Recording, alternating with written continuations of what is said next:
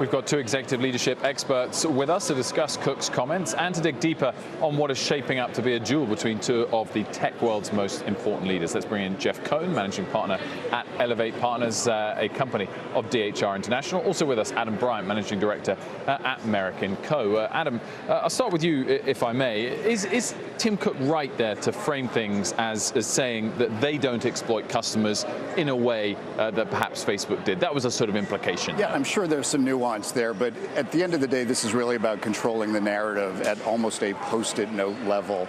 Silicon Valley for a very long time has portrayed everything they do as a win-win. Win for customers and win for them. And that's been a part of their image as the innovation engine of the world. And now suddenly there's a question mark around Facebook, whether it's a win-lose. And Tim Cook is pouncing on that because he's seeing that Facebook is giving tech a bad name overall. So he's saying we're not like them. You know, again, there's some nuance there, but he's got some good talking points that our consumers are not our product. And this right now is a battle of those talking points, and Zuckerberg is losing. They're coming out with all these small changes, right, but they've got to get control of the narrative. Jeff, how do they do that? Well, look, first of all, I think it's fine for Tim Cook to say and do what he wants. He's being authentic. He's going to do what's best for Apple. And frankly, privacy is a core value and something that's a basic human right for him. You know, if you recall, he stood up to the FBI when they wanted to try to unlock that iPhone. But you have to be careful about saying things like, I wouldn't want to be in the situation that Mark's in, or criticizing other business models because it might come back and bite you. Yeah, and what do you think about that? So he's gone and put that out there, kind of almost daring the public to come up with a way of proving him wrong on that, or does Apple, is he standing on solid ground there, Jeff? I don't think so. Again, does he know the privacy policy of all 2 million apps in his app store? That'd be a tough task for any micromanager or control freak. It kind of reminds me of Steve Jobs in the early 90s when they had a really closed system for all their Apple.